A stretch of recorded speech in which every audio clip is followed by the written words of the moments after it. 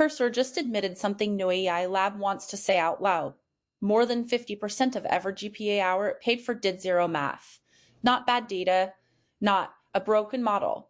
GPUs sitting idle waiting for the chip next door to finish talking. Every lab tells you the same story. They can't get enough GPUs, NVIDIA can't ship fast enough. Compute is the bottleneck. On August 4th, 2026, 5 engineers at Cursor Research published the receipts that say otherwise and open sourced the fix. Here's what they found. Cursor trains Composer, its frontier coding model, on NVIDIA's new EEL racks. 72 GPUs wired together at 1.8 terabytes per second. Their own engineers put it in writing. Quote, communication had become the limiting factor, unquote. More than half of end-to-end training time went to GPUs talking to each other, not computing anything. That's the confession. Here's how deep it goes. The root cause is almost embarrassing.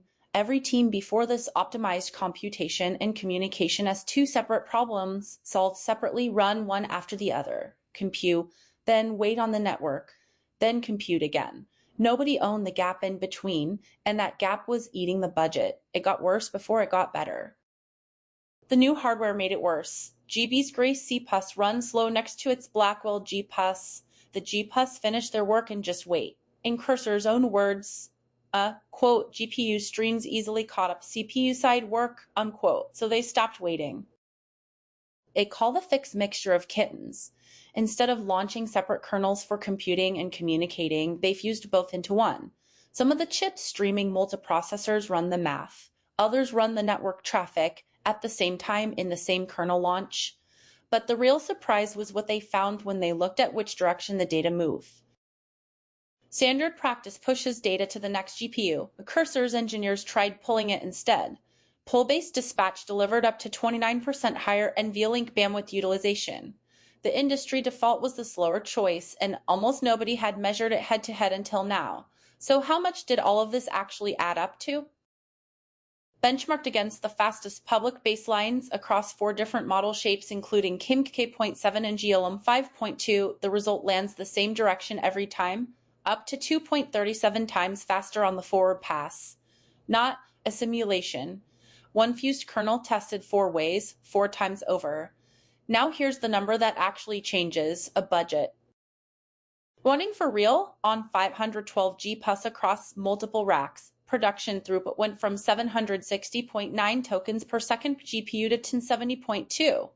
That's 41% more useful work out of the exact same hardware, the exact same power bill, the exact same GPU lease. Put a price on that, and it stops sounding like a benchmark footnote.